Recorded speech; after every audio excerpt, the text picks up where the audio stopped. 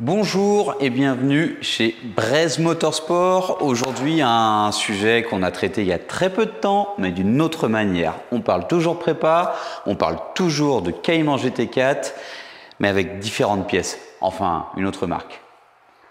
Des pièces différentes, puisque dans la vidéo que vous avez vue concernant un GT4 bleu, on avait utilisé des pièces Evox en termes d'échappement, collecteur et silencieux. Alors c'était un mix entre IPE et Evox. Bon, c'est un petit peu la même chose. On avait également installé un système d'admission IPD et le gros boîtier papillon GT3.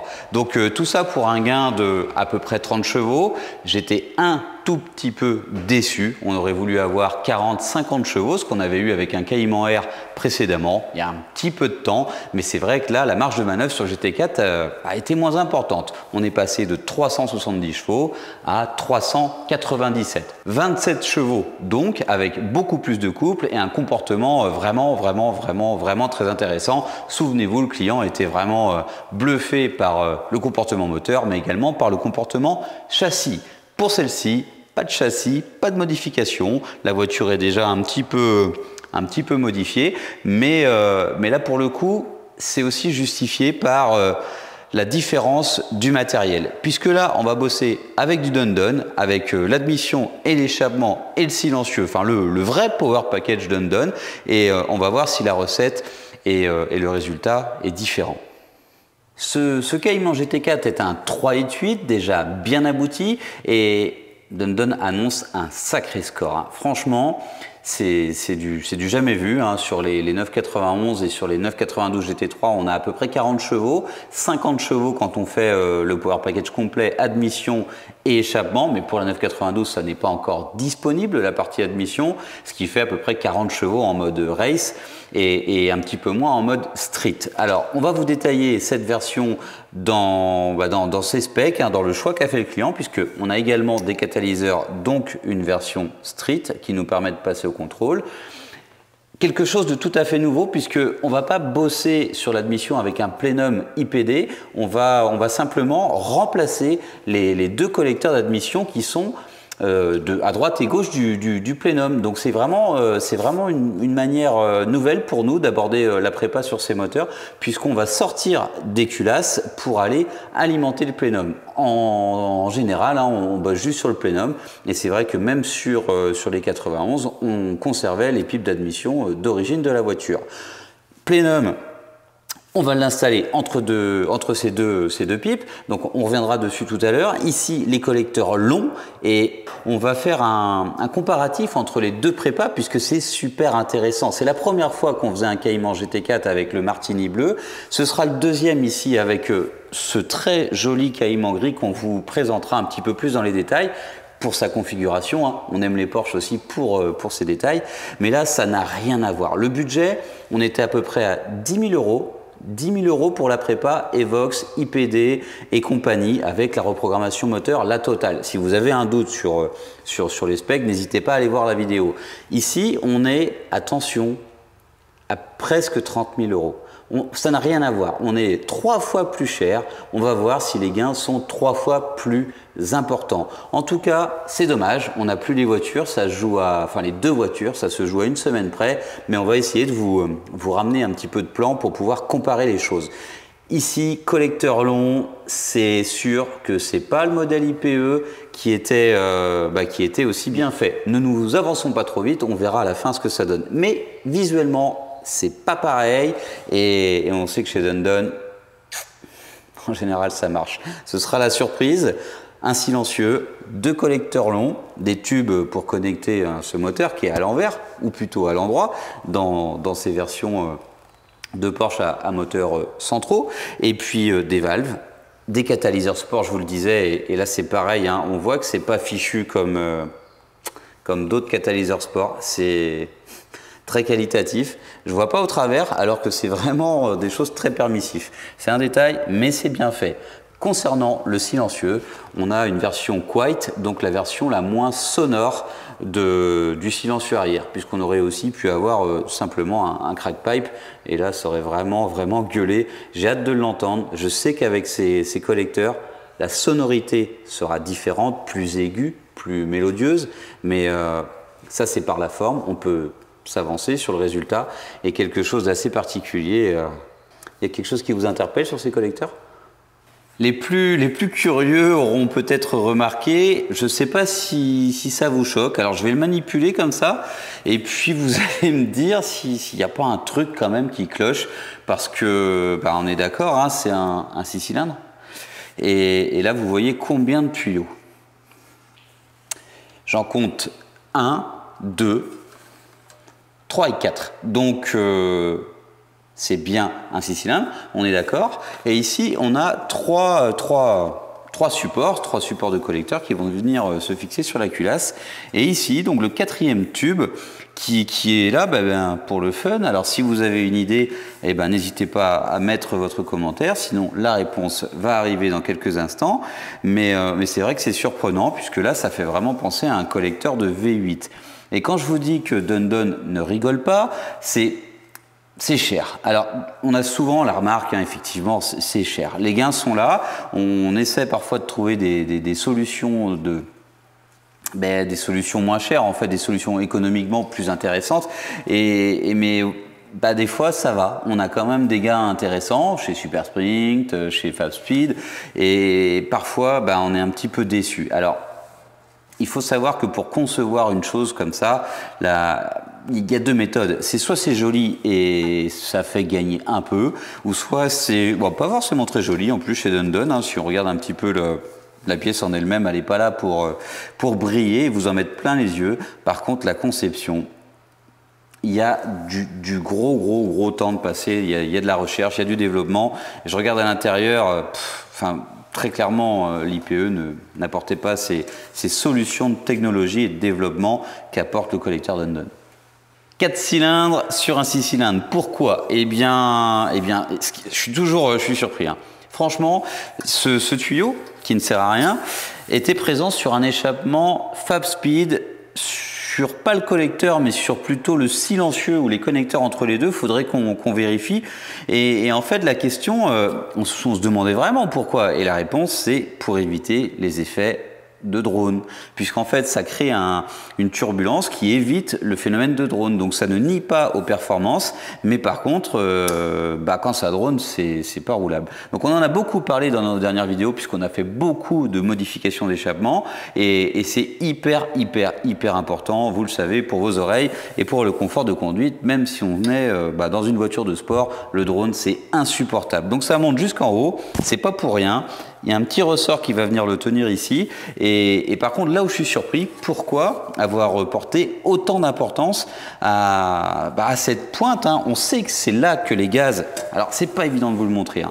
Mais pourquoi des collecteurs longs? Pour avoir un maximum de couple et de performance. Et à la fin, il faut que ce soit harmonieux. Les gaz d'échappement sortent de la culasse, sont amenés dans ces tuyaux de la manière la plus adaptée.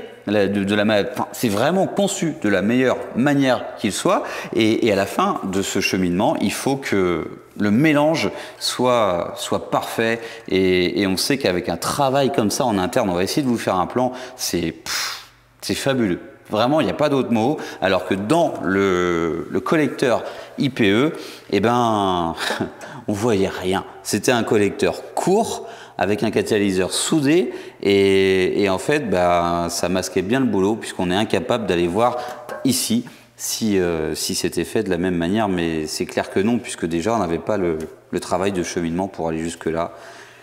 Chapeau Dundon, on attend le résultat. C'est pareil pour le silencieux, les internes sont très bien travaillés, mais c'est pas vraiment pour les performances, c'est plutôt pour la sonorité.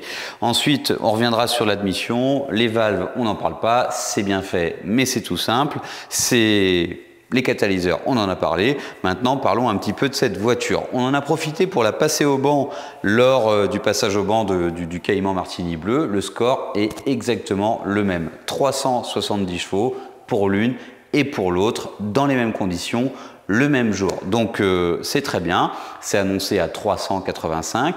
Il est très dur d'alimenter en air ce genre de moteur arrière, puisque c'est pas évident de coller des gros ventilos en latéral sur la voiture. C'est plus facile quand le moteur est devant, mais ça nous sert de base pour la préparation. Maintenant, regardons un petit peu de plus près ce bel objet, ce beau track tool, puisque c'est vrai que celui-ci est plus discret que le bleu, mais a un petit peu plus d'options dans sa configuration. Faisons rapidement le tour et ensuite passons à la prépa. La voiture est déjà un petit peu évoluée en termes de châssis, je vous l'ai dit, hein, il y a eu des choses qui ont été faites. Donc elle est un petit peu plus basse, les Cayman GT4 sont équipés en combiné fileté, donc ça nous permet une belle marge de réglage. On a par contre une modification qui est assez évidente, c'est les disques gyrodisques sur bol, avec des plaquettes, si je dis pas de bêtises, difficile de voir la couleur, elles ont quand même un petit peu chauffé. Ensuite, sur les modifications extérieures, je crois que rien n'est visible. On va plus parler de la configuration. C'est simple mais efficace.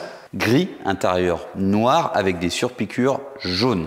Et c'est vrai qu'avec les étriers jaunes, les sangles jaunes et tous ces petits détails, le GT4 sur l'appui-tête, boîte manuelle, hein, évidemment, c'est une obligation, j'allais dire une tradition, mais sur ces 981, il n'y a pas d'autre possibilité. Le volant en Alcantara avec le soufflet du pommeau de vitesse. Enfin, c'est vraiment une très très belle voiture.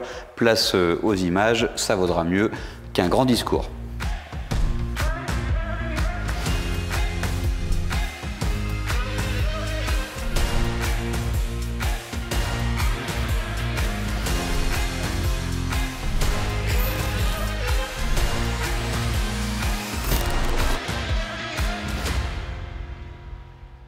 Nous allons revenir dans cette pièce pour avoir le score final et je suis très impatient.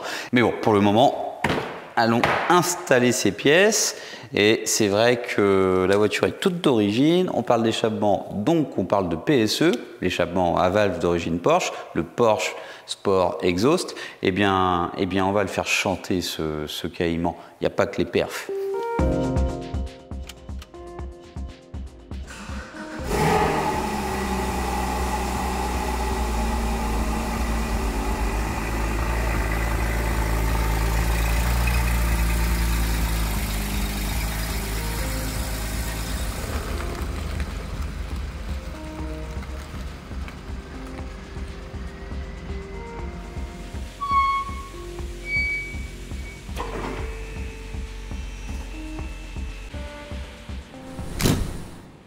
Je prends le temps pour regarder un petit peu comment cette voiture est réglée puisqu'elle n'a pas été réglée chez nous et c'est un petit peu, enfin c'est assez intéressant même et c'est toujours plaisant de voir que des voitures de piste font de la piste et cette boulette de gomme en est la preuve. Maintenant parlons de l'échappement.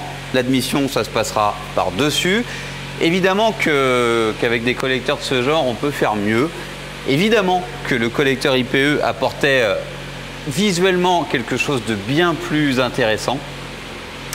Évidemment que le Dundon va encore avoir une toute autre apparence puisque ça n'a rien à voir en fait, hein. Ici c'est plutôt comme pas mal d'échappements de Porsche, pas très joli et ensuite ça va être très bien. D'ailleurs je me demande comment on va passer tout ça puisque avec le quatrième tuyau par côté et le quatrième cylindre ça va prendre encore un petit peu plus de place et à noter qu'à l'arrière on va monter un silencieux de 911 de 991 GT3 puisque les silencieux de Boxster et de Cayman n'ont pas été produits par Dundon, donc c'est vraiment un silencieux de GT3 qu'on adapte. On va tenter de vous montrer les deux éléments démontés côte à côte, mais quand je présente ici sur la voiture, on voit bien que là où va sortir les gaz d'échappement, là où la magie va opérer, on est déjà sorti du catalyseur d'origine. Donc en fait, la longueur des tubes du collecteur d'origine n'optimise rien du tout. Ici, c'est bien plus long et c'est vraiment plus loin. Je pense que côté perf, c'est une chose, côté sonorité, j'ai vraiment hâte. On sait qu'un Dundon, ça sonne pas pareil que le reste. Concernant le silencieux, c'est la même chose, hein. C'est vraiment, on se rend bien compte que c'est pas du tout la même chose. On a deux gamelles contre un gros silencieux arrière. Et c'est pas ce qu'on a l'habitude de voir sur un Cayman ou un Boxster. À l'intérieur, c'est plutôt droit. C'est marrant. Je vois la sortie par les côtés. Et ça, c'est le moins bruyant des deux versions. Sortie de collecteur, on va monter ce tube de chaque côté, donc ça se situe à mon avis à peu près par là. Le coude va permettre de passer par-dessus la transmission et derrière on va avoir le catalyseur. Et ça c'est digne des voitures de course. Sur les voitures de course parfois on met les catalyseurs ici à la toute sortie, c'est ce qui pénalise moins les performances. La quasi-fin, on va plugger ça sur le catalyseur. Quand je dis ça, c'est les valves. Donc catalyseur, les valves et le silencieux arrière. Donc ça va se situer ici, c'est ce qui va créer la liaison avec le silencieux. Eh ben feu, ça va être chouette. J'avais oublié un détail, les canules, puisque souvent on les réutilise, puisqu'elles se déconnectent des deux silencieux. Ici, on va les mettre sur notre silencieux de GT3. C'est trop cool.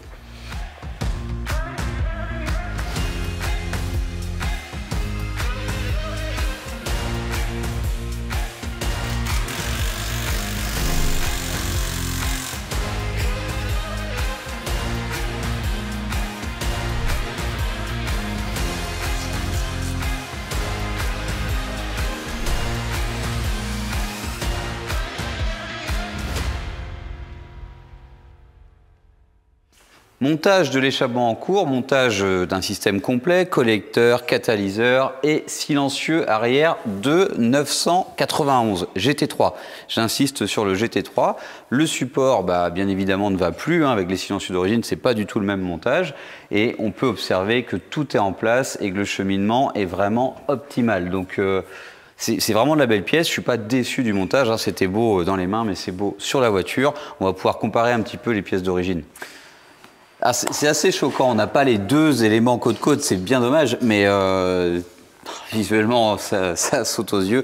C'est pas du tout le même. La même conception est différente, le cheminement des gaz d'échappement est différent, la longueur, on en a parlé, ça n'a rien à voir. Et ce catalyseur qui est en place ici, au bout de ces petits tuyaux du collecteur, c'est vraiment très court. On imagine que sur la voiture actuellement, on a un cheminement de tube qui nous amène jusqu'à ce connecteur sans catalyseur et ensuite un catalyseur qui se retrouve très loin. Ce qui nous amène aussi à la gamelle. Bon, c'est un petit peu oxydé mais c'est normal, les échappements de Porsche sont très proches de la route, donc il y a l'humidité, il y a la pluie, il y a les graviers, il y a le goudron, il y a tout ça. Mais en tout cas, pareil, sur le diamètre des tubes, alors ça a peut-être moins d'incidence sur la partie silencieux, mais on sent que ça a été optimisé chez Dundon.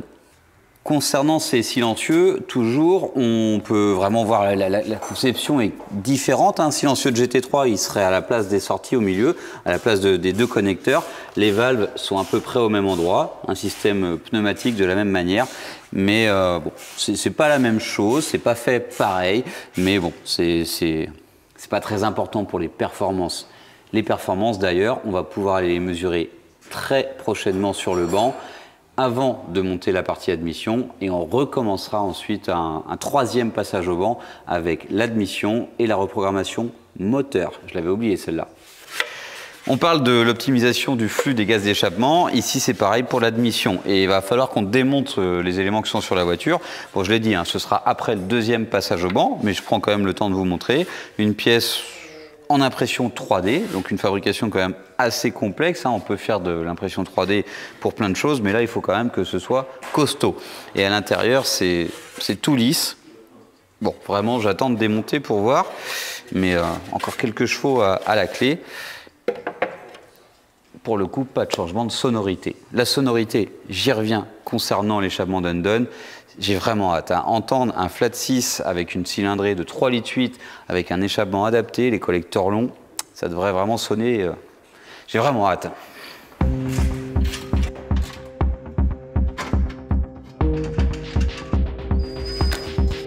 C'est en place. Avec Dundon, en général, au premier démarrage, on a un petit effet particulier, au-delà du bruit. Cette saison en plus. Allons démarrer ce 3,8 litres.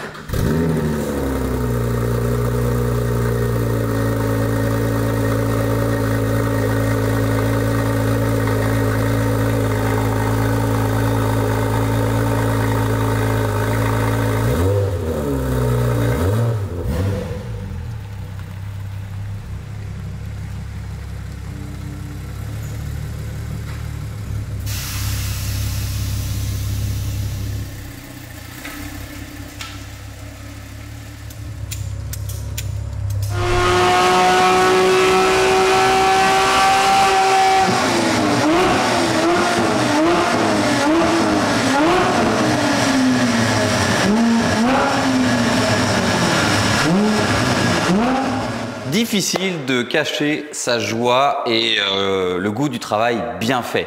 C'est bluffant. C'est bluffant côté sonorité. La sonorité, ça explose. C'est pas du tout. C'est beaucoup de bruit, mais c'est un bruit subtil. Là, tout le monde au garage à la banane, ça n'a rien à voir. C'est pas un bruit rauque comme certaines marques d'échappement font avec. Enfin bref, je vous laisse juger de cette sonorité. On va rouler un petit peu sur la route et à mon avis, il y aura des prises de son un peu plus intéressantes. Mais parlons de ce qui nous amène. Enfin, le son, ça compte. Mais les chevaux également et le couple, puisqu'on a un score de 403 chevaux. La voiture, on vient de faire 2 tirs, la voiture ne fait que progresser. On s'arrête là parce que les températures d'admission vont augmenter, mais la voiture apprend à travailler avec ces nouvelles pièces et apporte un réglage optimal. Alors on va y revenir puisqu'on a encore la partie admission et reprogrammation à effectuer, mais on est à plus 30 chevaux. Et j'arrondis pas dans le sens qui pourrait m'arranger, on arrondit, donc on est à 33 chevaux de plus avec simplement l'échappement. Donc on attend de voir ce que vont donner les deux pipes d'admission, puisque c'est pas le plénum, et la touche finale, la Reproc Stage 2. Je suis bluffé. En couple, on est bien au-dessus, on est partout, on va superposer l'origine et modifier, ce que j'ai pas encore fait. Franchement, je suis content. C'est bluffant. On est sur la courbe de puissance bien au-dessus, mais presque dès le début, des 3000 tours, ça s'envole, arriver à 6000 tours, comme la sonorité, c'est dingue. Et en couple, et je répète, le couple est là grâce au collecteur long, c'est juste la folie, c'est bien mieux, mais tout de suite, je vous disais 3000 tours, tout du long, et franchement, pour un Atmo, c'est vraiment des performances et une augmentation de performance surtout spectaculaire. Alors ce qui va être vraiment le bien, mais on le fera à la toute fin puisqu'il nous reste la partie admission et reprog à faire, on va comparer la prépa du second GT4 qu'on a eu dernièrement et c'est vrai que, bon voilà, faut pas oublier qu'il y a une différence de budget dans ces deux prépas, mais quand on sait que Dundon c'est plus cher, quand on sait que Dundon c'est pas fabriqué de la même manière, et ben on va aussi savoir que la différence est flagrante. On en a parlé sur les 911. Malheureusement, on ne l'a pas fait sur des GT3, ça viendra. Ici, sur un GT4, c'est une chance inouïe de pouvoir comparer en très peu de temps les deux prépas sur deux véhicules similaires. On ne bouge pas la voiture, on va installer les pièces ici dans la salle de banc, puisqu'on peut bosser dans le coffre à 4 pattes. Et on va installer les deux pipes d'admission. Oh, vraiment, c'est spectaculaire et c'est très très intéressant.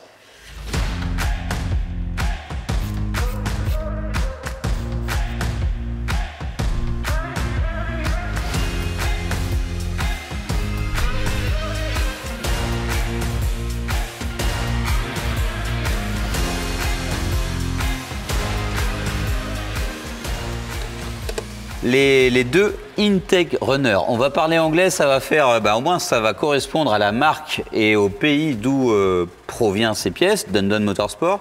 Les deux pipes d'admission latérales sont en place, on va pouvoir faire les tests.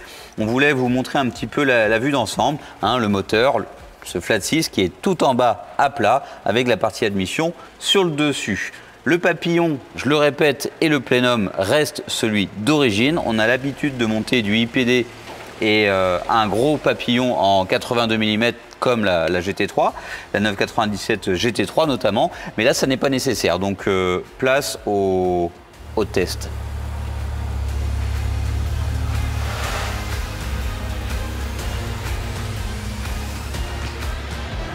La partie admission étant terminée, maintenant c'est la partie reprogrammation moteur. Donc on va faire des logs, on va exploiter au mieux cette préparation moteur, échappement et admission. C'est parti.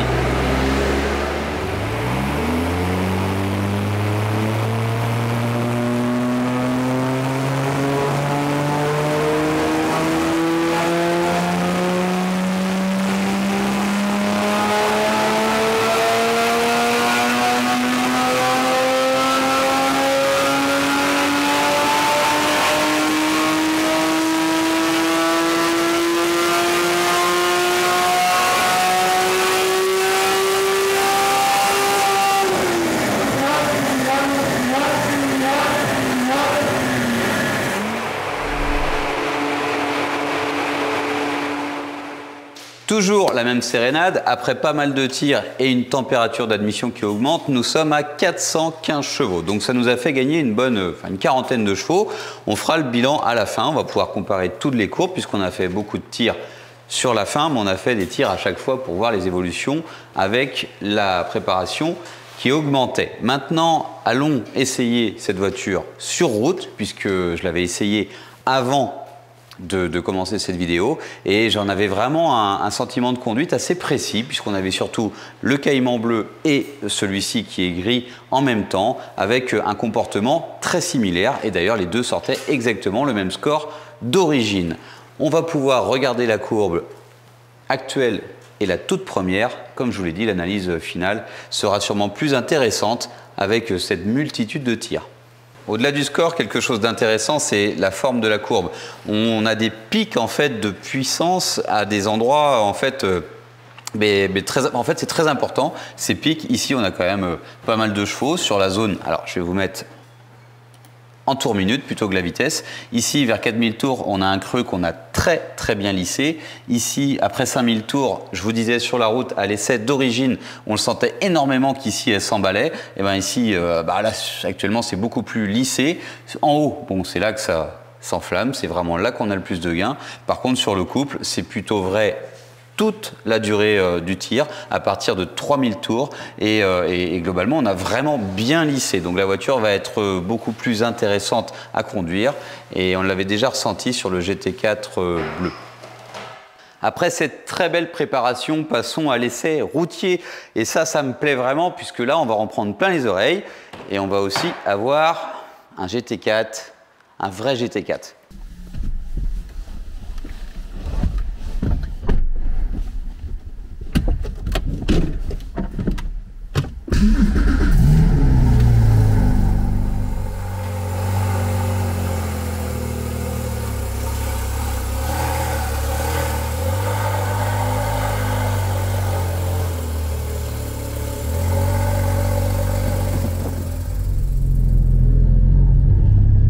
Parler un petit peu de cette voiture en attendant qu'elle chauffe puisque la partie reprogrammation moteur, cette phase de réglage est terminée depuis quelques heures maintenant, donc on va la remettre un petit peu en température et vous l'avez vu, le levier est très ferme et c'est vraiment une boîte précise, donc ça n'enlève rien au plaisir de conduire, bien au contraire. La position de conduite juste parfaite, le siège carbone très bien.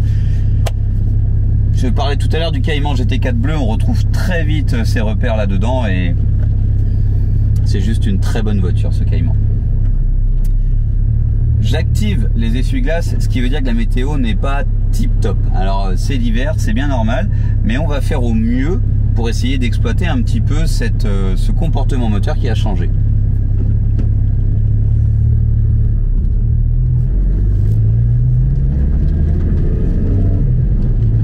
Je n'ai pas encore ouvert les valves, ni même appuyé sur le mode sport.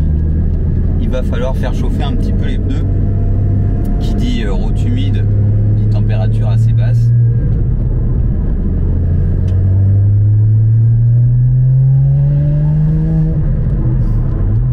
Déjà entre 2 et 3000 tours, je commence déjà à avoir la banane. Je ne sais pas comment ça va être vers 7000. Alors sur le banc c'est une chose, on l'a entendu. Sur la route c'est différent. En termes de comportement, la voiture avale beaucoup plus d'air, mais aussi de manière auditive, ça résonne dans la salle de banc de manière importante et en plus le bruit est assez feutré par la ventilation. En pleine nature, c'est pas pareil.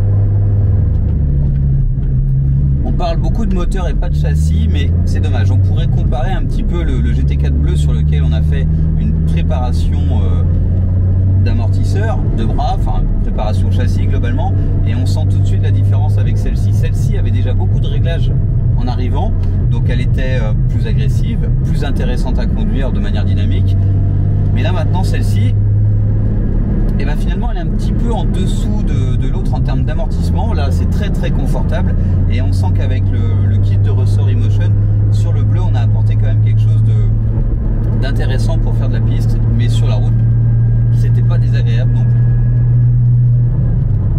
Ici, pas de prépa châssis. Alors on revient au moteur. La boîte de vitesse.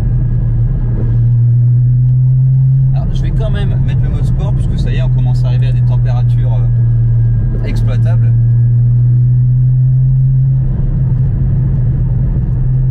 Il y a beaucoup de retours à l'échappement.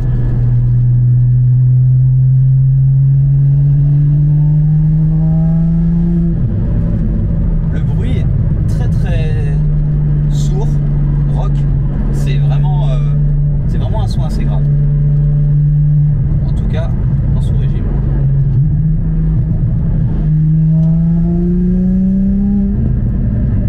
J'exploite un petit peu la voiture. Je tente des 4, des 3, je regarde un petit peu comment ça se comporte.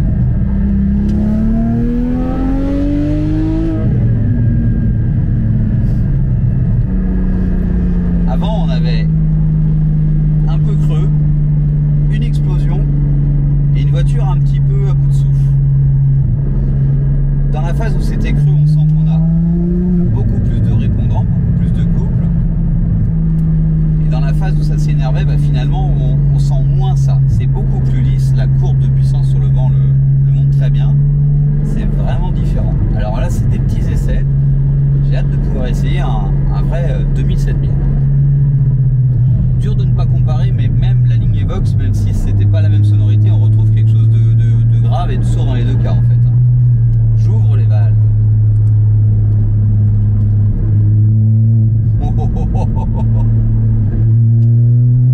Alors là, je suis en sous-régime total. On exploite toutes les phases de régime moteur.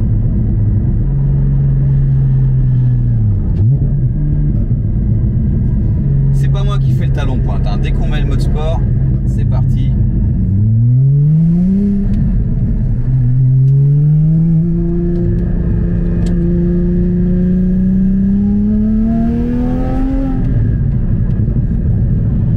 Ça devient musclé là. C'est plus la même.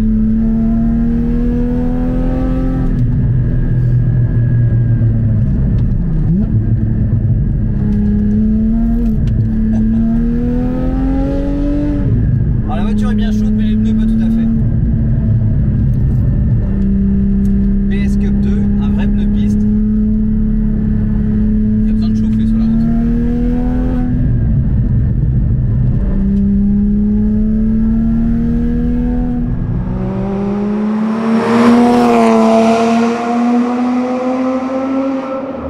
Premier vrai démarrage, deuxième.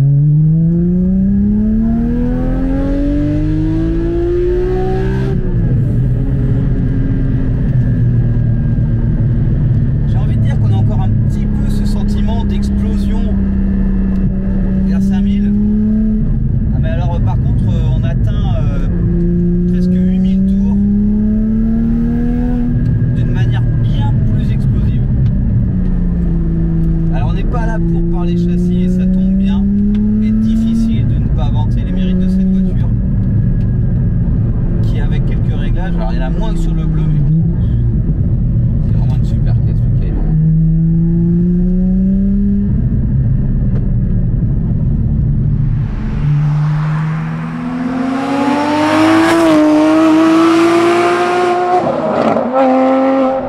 Le 6000. Alors je dis le 6000 parce que la route étant mouillée et assez petite. Ah, là on a un bout de ligne droite.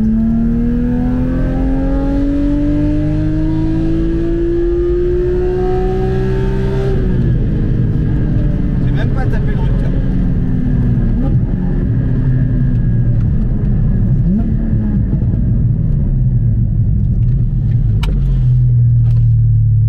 C'est dire qu'il y en a quand même beaucoup, puisque là la ligne droite était largement assez longue pour pouvoir aller jusqu'à la zone rouge, le bout de la zone rouge, et bien même pas. J'ai pris tellement de plaisir avant sur cette phase d'accélération qui est cool une Porsche.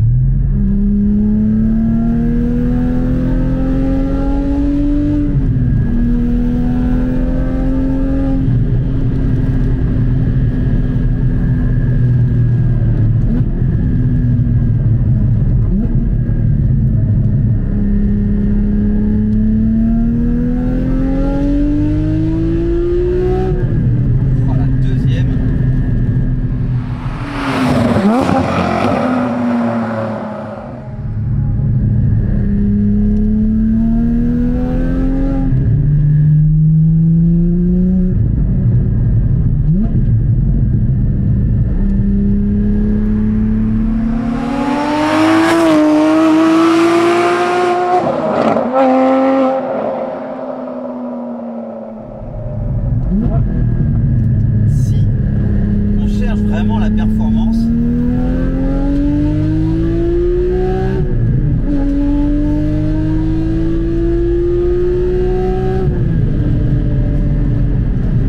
Même à 6000, on accélère, clac, ça reprend. Là où on n'a pas l'impression qu'on va recevoir encore un petit coup de boost. Alors pas un coup de pied au cul, hein, on n'est pas dans une voiture... et d'ailleurs un moteur turbo n'aurait pas forcément beaucoup de souffle à ce moment-là non plus. Là j'ai été impressionné. Franchement, 6000, on relâche un virage, on rattaque. Et là voilà, on sent que ça explose encore. Je suis surpris, la voiture est vraiment différente. On en parle souvent, le banc, la courbe qui est belle. Hein. Franchement par rapport à l'origine, c'est pas rien.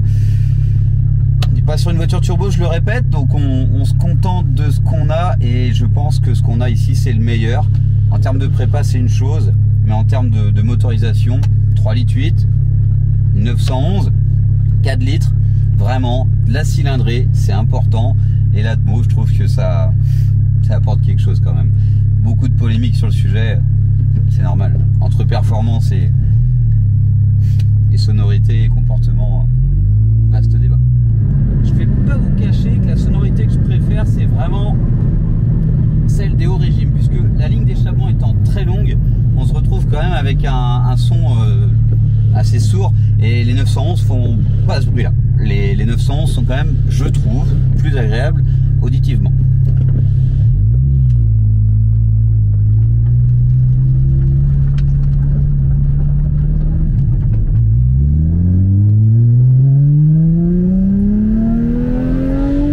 On en a mais des tonnes, de 3000, 4000, ça grimpe tout le temps. Ah, je vous garantis que c'est pas si vieux l'essai d'origine. C'est pas pareil. Je pense qu'on va arrêter par là. J'ai eu la banane plusieurs fois dans cette vidéo. Et je pense que je vais continuer à l'avoir longtemps derrière ce volant. Mais tous les plaisirs ont une fin.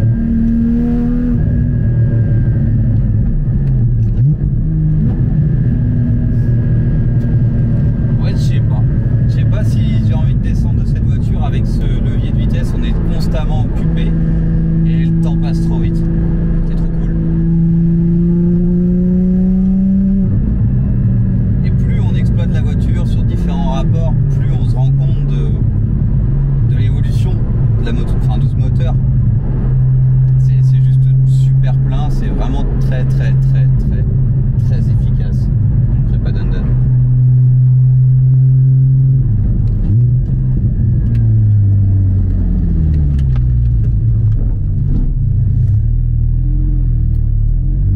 C'est le moment de retourner au garage et analyser cette préparation sur papier.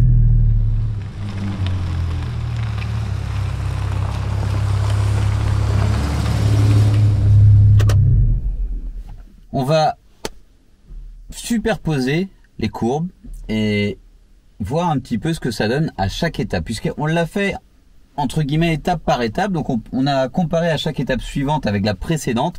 Là maintenant j'ai vraiment envie de voir le truc global quoi.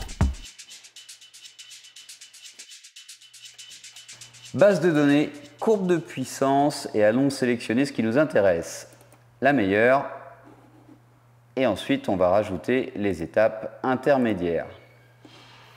On va rajouter la voiture toute d'origine.